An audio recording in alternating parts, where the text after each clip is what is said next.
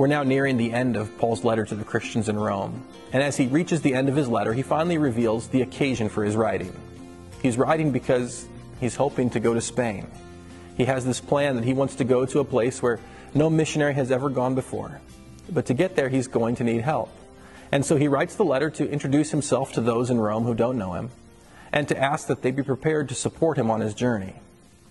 As Paul writes the letter, he admits that coming to Rome has never really been his goal, because in Rome there's already an established church, and Paul's calling from God has been to work in places where there is no foundation, to establish a church from the ground up, to preach to people who've never heard the message of Jesus.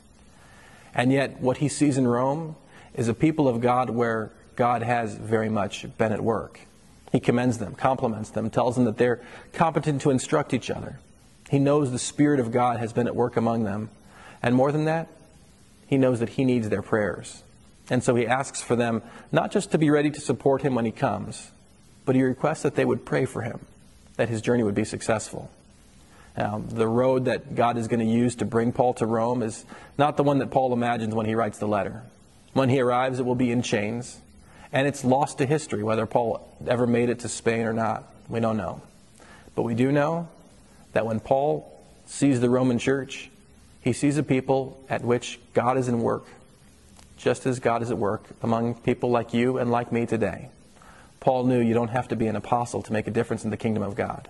It was true then. It's true now. May God bless your study of his word.